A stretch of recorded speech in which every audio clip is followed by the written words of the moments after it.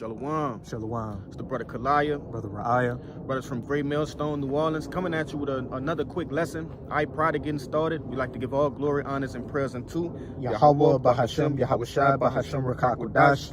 Double honors to the apostles and elders of Great Millstone. Peace and salutations to the elect. Shalom. Shalom. And this was just some thoughts I was having, you know, those traffic thoughts, I should say. And we're going to pretty much go into, you know, the people that want this place to continue. And by this place, I mean America, Babylon the great daughter of Babylon, that harlot, okay?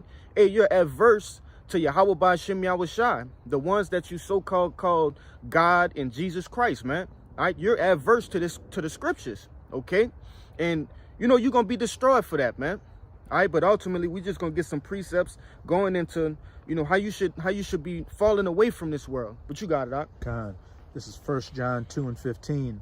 Love not the world, neither the things that are in the world. If any man love the world, the love of the Father is not in him. Yeah, and that's simple and plain to the point. Quick to the point. If you love this world, you don't love the Lord. And if you love this world, the Lord doesn't love you. Quick tongue tie.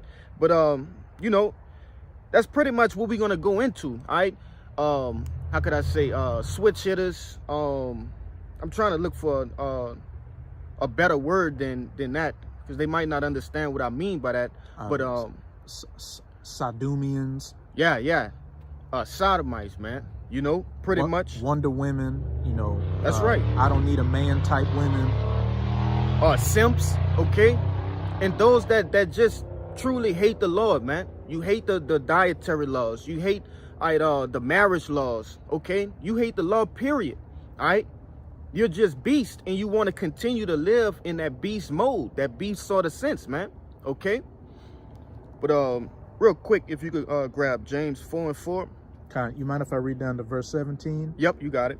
For all that is in the world, the lust of the flesh and the lust of the eyes, which is the brother was saying, you know, you don't like the dietary laws, you know, you don't like, you know, the laws dealing with marriage, you know, you don't like discipline. That's because right. What? You like to feed the lust of your flesh, and that makes you feel prideful. You know, the things you enjoy doing, you feel like that's what gives you some kind of reputation and power and status in this society. But all throughout the scriptures, and as we started off with, all these things that are of the world, the Lord hates and despises, and is getting ready to judge you people in horrific fashion because of the things you've been dwelling in. And the pride of life is not of the Father, but is of the world. And the world passeth away, and the lust thereof, but he that doeth the will of the Most High abideth forever. So this wicked world and the wicked people indulging in it are about to pass away by death, by pain. But those Israelites, you know, the sincere Akim and Akwath out there that are doing what they can to stay within the parameters of the Lord, they're going to abide forever with the Lord, being the first fruits that elect number. That's right. And real quick, I'll just grab this one, Revelations 18:4. All right. It says, and I heard another voice from heaven saying, come out of her, my people, that ye be not partakers of her sins, and that ye receive not of her plagues. You see, so there's pretty much backing up, you know, that latter part in that 1 John. You see, all right, as long as you stay within the mindset of this wicked ass place, all right, you're gonna be destroyed as well, all right with this place. And it's not telling you to come out of her literally. I get on a plane and go to fucking Abu Dhabi somewhere. No, it's telling you to spiritually disconnect. Unplug from the fucking matrix, man. That's basically what it's going into. And you know, ultimately with that verse, the coming out of her, it plays into that. But you know, the elect getting beamed up on the chariots, them coming out, so you shall not be what? Partaker of her plagues, which is what? The nuclear missiles ultimately. All right, verse 5, and it reads, it says, for her sins have reached unto heaven, and Yahweh hath remembered her iniquities. All right, so as long as you continue to stay within this place, this mindset, the American westernized mindset, all right, the Lord gonna remember your iniquities, man. He gonna remember your sins, and he won't forget to punish you, okay? Because the scriptures tell you that the elect, their sins, their iniquity will be blotted out, okay? But if you got something, you could bring it out real quick. I'm trying to think of that one you might know where it's at. Says just because judgment isn't executed speedily, you know, they pretty much think the Lord won't judge them. I think that's in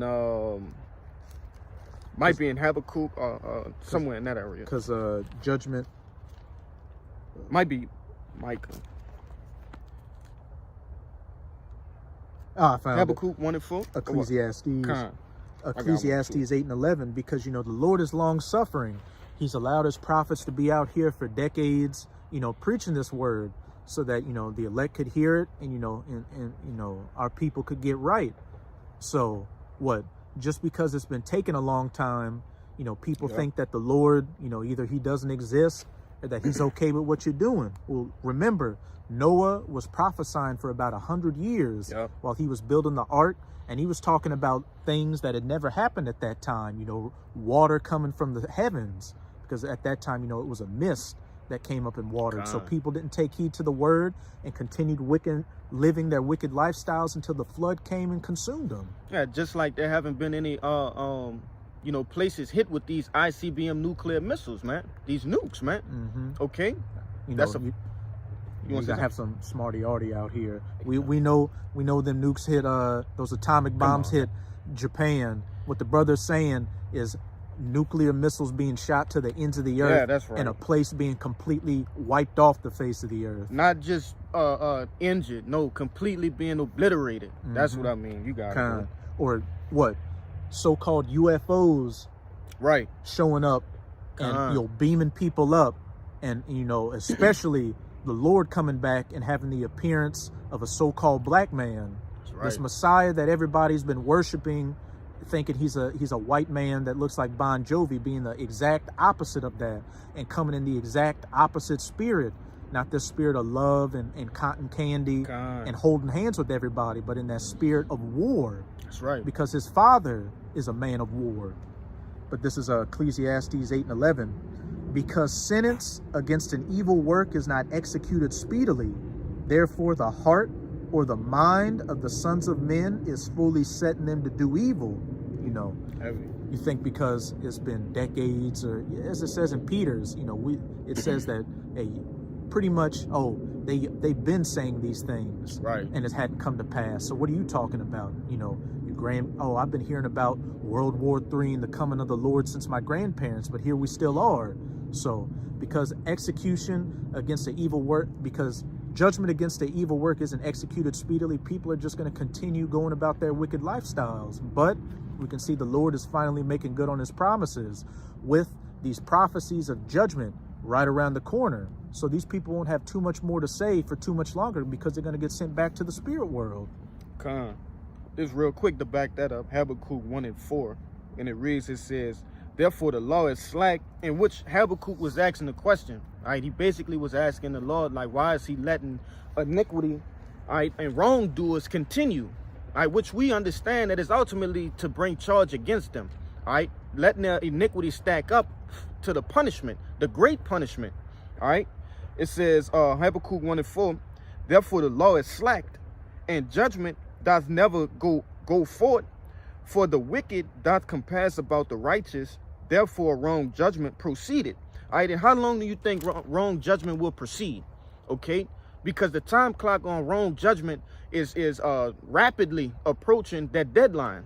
Okay, everybody who has been laying lofty within their sins, okay, being clothed in wickedness, the Lord he gonna strip you of that, man. Okay, he gonna utterly destroy you, especially 2/3 of the nation of Israel, man. Going into Jacob's trouble. Okay, Jacob's trouble is for Jake ass, man. You know, you want to say anything? Oh no, you got it. Did we get that James 4:4? No. Well, we'll get that one. That'll be a wrap. This is James chapter 4, verse 4. Ye adulterers and adulteresses, know ye not that the friendship of the world is enmity with the Most High? Whosoever therefore will be a friend of the world is an enemy of the Most High. And that's point blank, period. And enmity, I want to grab that in the online etymology. Okay, real quick.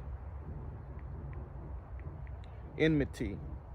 It says hostile, all right, rivalry, malice, internal conflict, okay? Let me see if there's anything else. Yeah, pretty much just being an enemy, okay? It's you have hostility towards Yahweh Ba'ashem Yahushua when you have friendship with the world, man, okay? Because, hey, the Lord is the power of truth, justice, all right, and good things, man. All right, not just good things, but balance, you see?